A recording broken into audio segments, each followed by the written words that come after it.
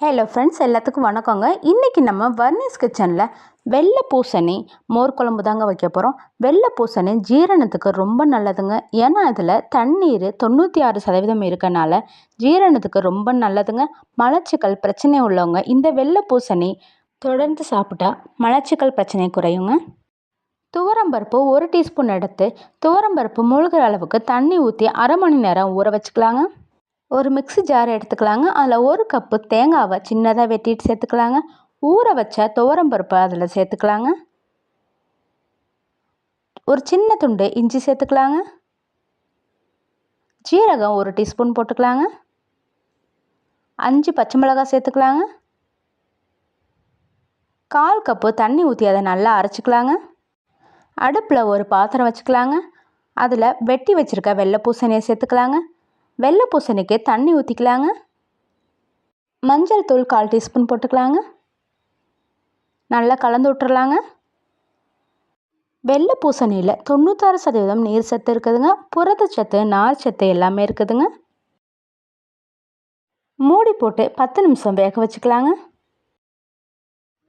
ஒரு பாத்திரத்தில் அரை கப்பு தயிர் சேர்த்துக்கலாங்க. 1 கப்பு தண்ணி ஊற்றிக்கலாங்க. மோர் கடையிற மத்து வச்சு நல்லா கடைஞ்சிக்கலாங்க. நல்லா நுர வர அளவுக்கு நல்லா கடைஞ்சி விட்டுக்கலாங்க.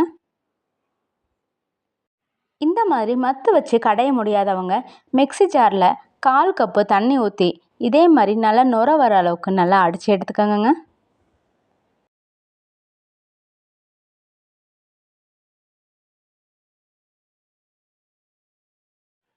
இப்போ மூடியை ஓப்பன் பண்ணி பார்த்தோம்னா வெள்ளை பூசணி நல்லா வெந்துருச்சுங்க. இந்த ஸ்டேஜில் நம்ம அரைச்சி வச்சுருக்க மிக்ஸி ஜார் பேஸ்ட்டை அதில் சேர்த்துக்கலாங்க.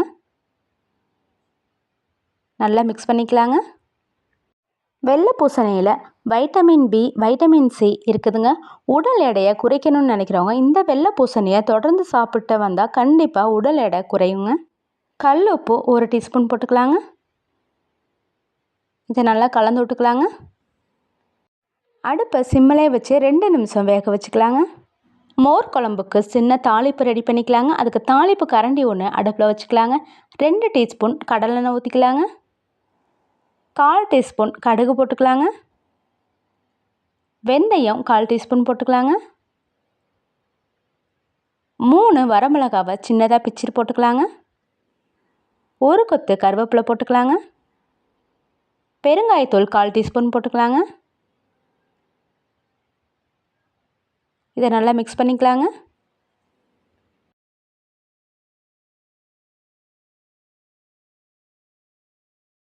இப்போது அடுப்பை ஆஃப் பண்ணிவிட்டு நம்ம கடைஞ்சி வச்சுருக்கிற மோரை சேர்த்து நல்லா கலந்து விட்டுக்கலாங்க. மோர் குழம்பு பாருங்கள், கரெக்டாக சூப்பரான சரியான பதத்தில் இருக்குது பாருங்கள். அல்சர் பிரச்சனை இருக்கவங்க அடிக்கடி இந்த வெள்ளை பூசணியை சாப்பிட்டு வந்தால் அல்சர் பிரச்சனை முற்றிலும் குணமாகுங்க. இப்போது மோர் குழம்புல தாளிப்பை ஊற்றிக்கலாங்க. நல்லா கலந்து விட்டுறலாங்க. இந்த வெள்ளை பூசணி மோர் குழம்பு அடிக்கடி உணவில் சேர்த்துட்டு வந்தால் உடலில் சூடு குறையுங்க. உடல் ரொம்ப குளிர்ச்சியாக இருக்குங்க. கண்களுக்கு ரொம்ப நல்லதுங்க.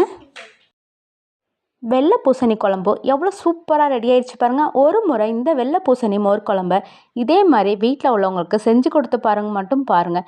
வீட்டில் உள்ளவங்க வேணும்னு கேட்டு விரும்பி சாப்பிடுவாங்க ஃப்ரெண்ட்ஸ். அந்த அளவுக்கு ரொம்ப டேஸ்ட்டாக இருக்குங்க.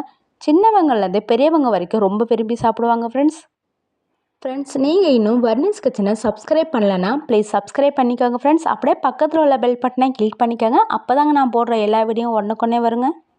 இந்த மோர் குழம்பை இதே அளவுகளோட நான் சொன்ன இதே மெத்தடில் செஞ்சு பாருங்கள் ஃப்ரெண்ட்ஸ். செஞ்சு பார்த்துட்டு எப்படி வந்துச்சுன்னு கமெண்ட் பாக்ஸில் சொல்லுங்கள்.